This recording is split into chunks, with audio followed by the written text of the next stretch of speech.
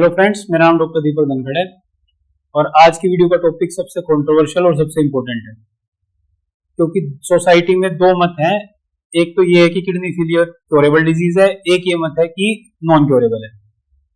जो आयुर्वेद वाले, सिर्फ आयुर्वेद वाले हैं, जो पढ़े लिखे आयुर्वेद में है नहीं, वो कहते हैं इसको क्योरेबल है। और जो आयुर्वेद जिन्होंने अच्छे से पढ़ा है और एलोपैथी वाले सब बोलते हैं कि नॉन क्योरेबल है। तो असल में है क्या? जो सीकेडी है वो कंप्लीटली नॉन क्योरेबल डिजीज है एज पर एलोपैथी एंड एज पर आयुर्वेद, यानी दोनों में ही ये नॉन क्योरेबल है। तो हम समझने की कोशिश करेंगे कि ये नॉन क्योरेबल दोनों में क्यों है। तो पहले एलोपैथी कॉन्सेप्ट समझते हैं। एलोपैथी के अकॉर्डिंग जो किडनी फेलियर है उसमें आपकी जो स्ट्रक्चरल यूनिट है किडनी की नेफ्रॉन्स वो डैमेज हो जाते हैं और वो मर जाते हैं। और एज पर एलोपैथी नेफ्रॉन्स जो है वो रीजनरेट नहीं हो सकते, रिवाइव नहीं हो सकते। तो जो चीज रिवाइव ही नहीं हो सकती, रीजनरेट ही नहीं हो सकती, और वही स्ट्रक्चरल यूनिट है किडनी की, तो अब आप कैसे किडनी को रिवाइव करोगे, कैसे क्योर करोगे जब नेफ्रॉन्स ही जो है आपके दोबारा जिंदा नहीं हो सकते। तो इसलिए एज पर एलोपैथी जो CKD completely non curable disease है और आप किसी भी एलोपैथिक मेडिसिन या प्रोसीजर से इस डिजीज को क्योर नहीं कर सकते। तो इमोशंस को छोड़ के आप रियलिटी को समझने की कोशिश करो कि एलोपैथी में इस डिजीज का कोई क्योर नहीं है।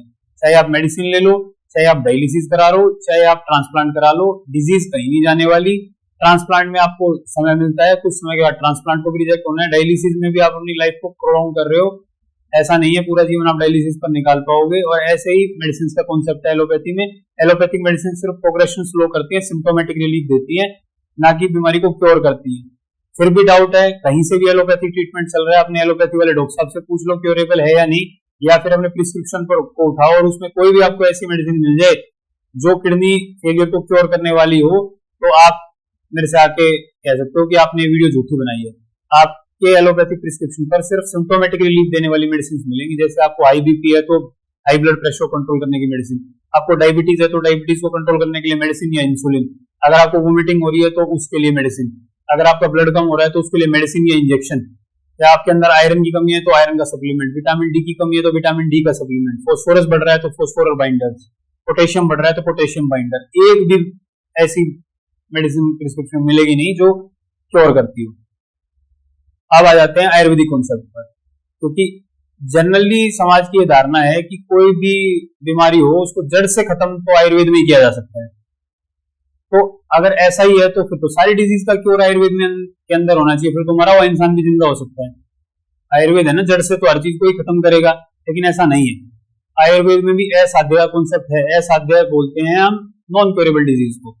तो जो किडनी फेलियर है उसे मूत्राघात बोला जाता है, और क्रोनिक किडनी फेलियर जो है वो असाध्य है, नॉन क्योरेबल है एज पर आयुर्वेद। अब इसके लिए जो रेफरेंस आई है वो मैं आपको वन बाय वन बताना शुरू करूंगा कि किस आचार्य ने कौन से अध्याय में किस श्लोक में क्या कहा है कि ये डिजीज क्यों नॉन क्योरेबल है। तो आचार्य चरक ने चरक संहिता चिकित्सा स्थान 28वां अध्याय 24वें श्लोक में कहा है, न शुद्धम शुद्ध्यन्ते पुनः न क्षयम पुनरुद्वेत, यानी कि कोई भी शुद्ध गई चीज को दोबारा शुद्ध नहीं किया जाता, और कोई भी चीज जिसका क्षय यानी विनाश हो गया है उसको फिर से ठीक नहीं किया जा सकता। तो इसको आम भाषा में समझे, जब स्रोतस को अंदर तक डैमेज कर देती है, कोई डिजीज को अंदर डीप टिश्यूज तक पहुंच जाती है, तो उसको क्योर नहीं किया जा सकता। तो इसलिए आयुर्वेद में भी इसको नॉन क्योरेबल बोला गया है। ये रेफरेंस है आचार्य चरक की, जिन्हें फादर ऑफ मेडिसिन बोला जाता है। उन्होंने क्लियर कट बोला है कि नॉन क्योरेबल है। एक और रेफरेंस के रिगार्डिंग मैं आपसे बात करना चाहूंगा। आचार्य सुश्रुत, जिसे फादर ऑफ सर्जरी भी बोला जाता है, आचार्य सुश्रुत ने सुश्रुत संहिता सूत्र स्थान 33वां अध्याय 4वें श्लोक में कहा है, असाध्येषु न योज्येत चिकित्साम, यानी कोई भी असाध्य रोग है उसकी चिकित्सा का प्रयास ना करें, यानी उसको क्योर करने की कोशिश ना करें। तो अब जो पेशेंट्स मेरे पास ओपीडी में आते हैं बोले जी ये नहीं हमने तो ये पढ़ा है कि आयुर्वेद जो है बीमारी को जड़ से खत्म करता है।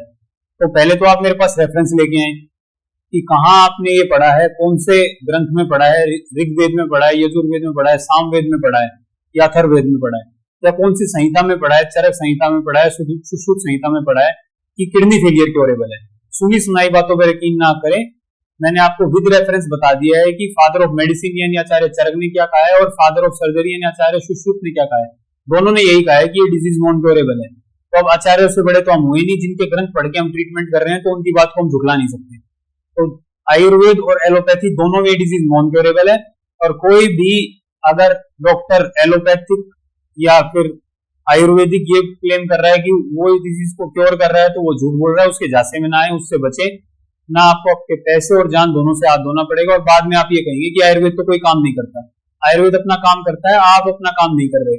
आपको सच जानना नहीं है, आपको 99 जगह ये लिखा मिलेगा कि ये डिजीज नॉन क्योरेबल है, आप उस 99 जगह ना जाके उस एक जगह जाओगे जहां ये क्लेम किया जा रहा है कि डिजीज क्योरेबल है। तो इसमें डॉक्टर की गलती कम है, आप ही ज्यादा बड़े मूर्ख हो। तो इस बात को आप समझ लो कि ये डिजीज नॉन क्योरेबल है, तो आपका जीवन काफी आसान हो जाएगा और लंबे समय तक आप डायलिसिस और ट्रांसप्लांट को अवॉइड कर पाओगे। तो आप सभी का इस वीडियो को देखने के लिए धन्यवाद।